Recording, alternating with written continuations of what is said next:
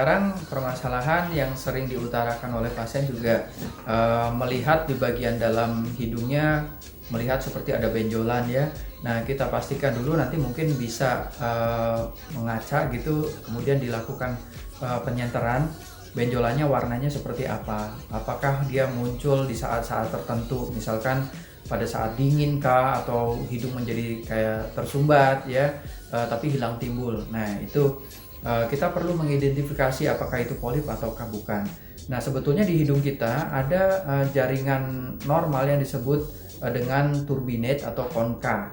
Konka ini adalah bagian pinggir hidung kita yang ada di situ, ada tulang tipis, kemudian tulang itu diselimuti oleh daging atau mukosa yang disebut konka tadi.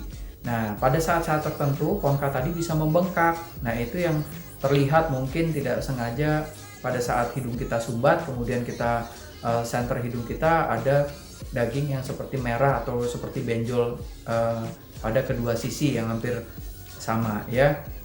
Nah, itu disebut konka. Kalau polip berbeda dari sisi anatomis ya, sifatnya dia lebih seperti agar-agar warna putih keruh. Nah, itu biasanya kadang-kadang membuat sumbat hidung yang lebih permanen, tidak hilang timbul gitu, baik di satu sisi maupun dua sisi. Karena polip ini juga jaringan yang tumbuh ya, seharusnya tidak ada. Kalau konka tadi jaringan yang ada tapi membesar gitu. Nah, kalau polip jaringan baru yang muncul di dalam rongga hidung tadi. Nah, kalau polip atau konka ini kalau masih ragu ya memang dianjurkan untuk periksa ke klinik THT atau di rumah sakit tertentu yang ada poliklinik THT-nya, bertemu dan berkonsultasi dengan dokter THT-nya untuk menentukan apakah diagnosisnya apakah konka yang membesar ataukah terdapat polip.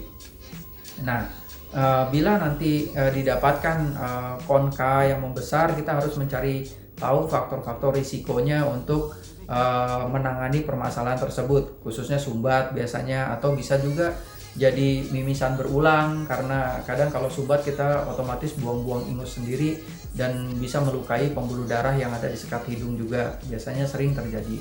Nah, kalau polip itu kita lihat grade-nya nanti, grade berapa polipnya. Kalau misalkan grade-nya masih rendah, masih bisa ditangani dengan obat-obatan, kita lakukan pengobatan termasuk nanti cuci hidung atau menggunakan obat semprot hidung yang steroid.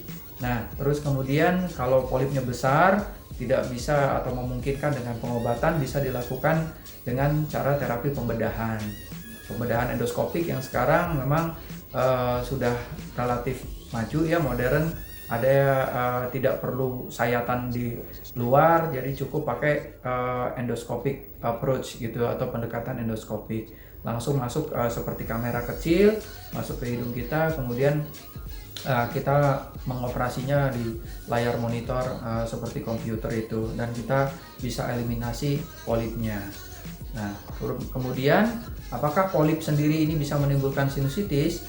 Jawabannya bisa. Kalau misalkan polip ini membesar, rongga hidung kita kan memang mempunyai saluran drainase dari sinus. Sinus itu ada berpasang-pasangan ya, ada yang di pipi itu sinus maxillaris, kemudian ethmoid yang di pangkal hidung dalam, kemudian di frontal ya. Nah, itu memiliki saluran masing-masing. Kalau itu tertutupi oleh polip yang tumbuh, kadang-kadang salurannya tersumbat.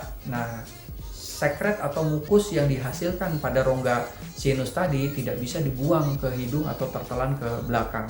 Akhirnya itu bisa terjadi penumpukan cairan tadi dan kemudian dihinggapi kuman, jadilah nanti bisa menjadi sinusitis ya.